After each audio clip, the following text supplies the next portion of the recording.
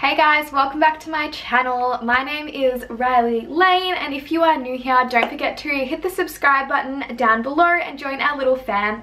And if you do enjoy this video, make sure to give me a big thumbs up. So in this video, I'm going to be talking to you about how to be rich in your 20s. I wrote a post about this on my blog, which is just rylielane.com. You can go check it down below. I had quite a few requests to make a video on this, so I was like, why the hell not? I think I've been very lucky in the fact that my mum is quite good with money, so she has taught me a lot of things about it. I've been able to save enough money to buy my own car, then traveled quite a bit, and that is like one of the main ways at the moment, at least at this age, that I like to spend my money, as well with a really bad shopping addiction, but we're working on that. With some of these tips, I'll tell you, I am working on it.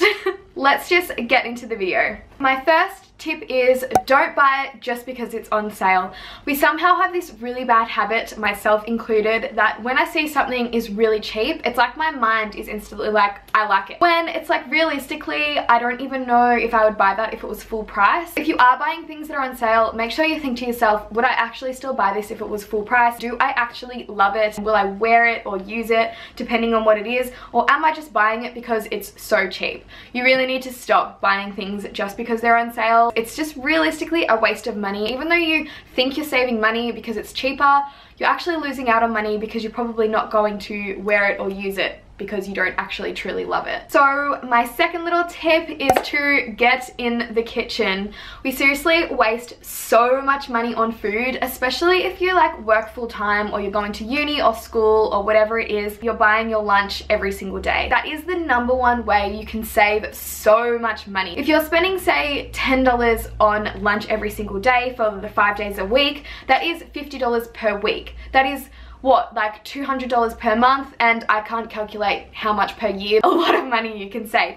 I'm not saying to like completely cut it out, but if you slowly start introducing it to yourself, like, you know, start bringing it once a week and then start bringing it twice a week, it'll just become a part of your daily life. Making it the night before if that's easier for you, making a couple of lunches at the same time. Even if you have a bad habit of going out for dinner like most nights per week, cooking food isn't actually that hard. You can find some super easy recipes online that are literally free. It can take you like 10 minutes to prepare a meal. You can save so much money by doing that. When I'm at work, personally, I basically bring my lunch every single day, and then on the odd occasion, if we're deciding to go out for lunch to like a nice cafe or something, then I will buy my lunch. But the majority of the time, I do bring it almost every single day, and it saves me so much money in the long run. So my third little tip that kind of goes along with that is to cut back on the coffee. If you're going to buy your coffee every single morning at work, or you know, whatever you're doing with your life right now, that is another like huge thing that you can save so much money on. Like, it can literally cost you almost nothing to make your coffee at home. You can be paying like even up to like $5 even more for a coffee at a cafe. It's ridiculous. If any of you are from Melbourne, then you know our coffee culture is a huge thing here, and I understand. Don't you think it's better to save your money and make your own coffees at home? Every now and then you can treat yourself to like a nice coffee from a cafe, and you will appreciate it so much more, and you will save so much money as well. The next thing is to think about your wants versus your needs. A lot of us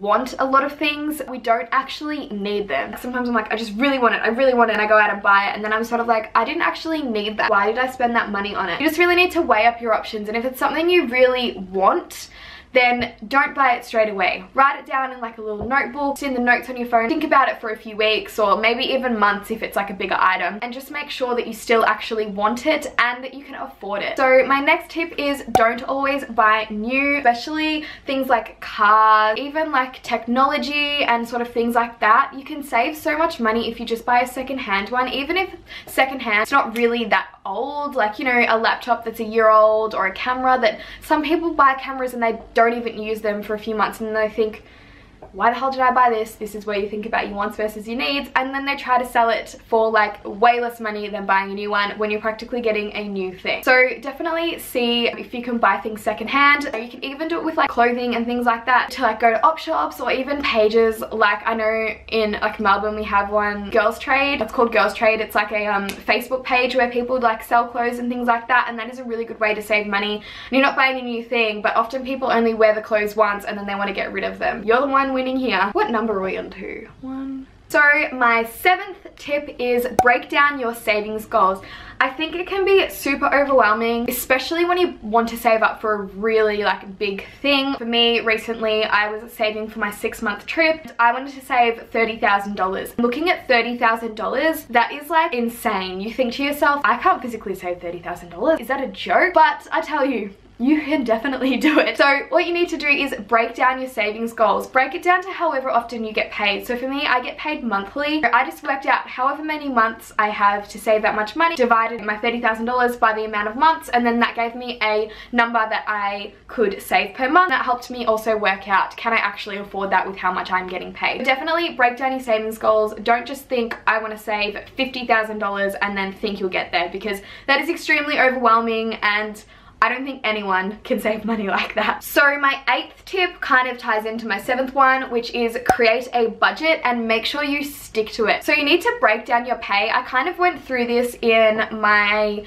how I saved my $30,000 to travel video, which I can leave a card up here for you if you want to go and watch that one. Kind of explain it there about breaking down your pay by how much your bills cost, how much you need for spending money, and then that will leave over how much money you can save, and then yeah, you can sort of like play around with that to see how much money you want to save and how much you want to spend in realistic terms for how much you actually get paid. And then once you've made that budget, make sure you stick to it. Do whatever you have to do. Get your spending money out in cash if that's what you need. Make someone take your card away from you. Whatever will work for you to stick to your budget, do it. So my 9th little tip is a little bit of a different one, but this is definitely a way that I found to save money before I was traveling, and it is paint your own nails. So for my girls who love getting their nails done, I feel ya. I love having my nails done. I literally had SNS on my nails for like 2 years. I was that addicted to it. Adding up how much money it cost per month, I was like, this is ridiculous. I would much rather spend this money on traveling. I literally just stopped getting my nails done. I paint them myself. You don't have to get your nails done every month, and you will save so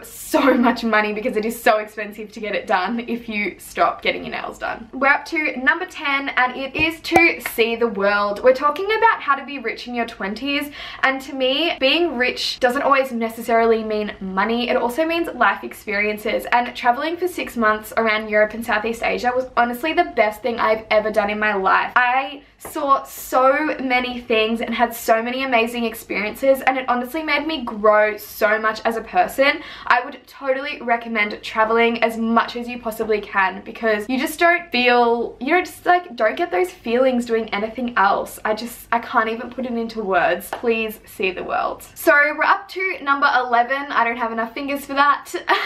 And this is my last and final tip, and it is to invest in yourself. I've written a whole post about this on my blog, which I can leave a little link up there for you if you do want to read it. Investing in yourself and improving your knowledge is going to make you more money, which is going to make you be able to save more money and have more money to do the things that you want to do. So I'm not really going to go into too much in depth in how to invest in yourself, because that is probably a whole another video topic, but you can go and read my post if you're interested in that. And I actually talk about the free ways I invest in myself, so you don't even have to spend any money to do that, and you will get so much out of it, I promise. So that is everything I have for this video. I hope you enjoyed my tips on how to be rich in your 20s, and if you have any questions, please leave them down below, or any extra tips that you want to add to here, please share them with everyone else.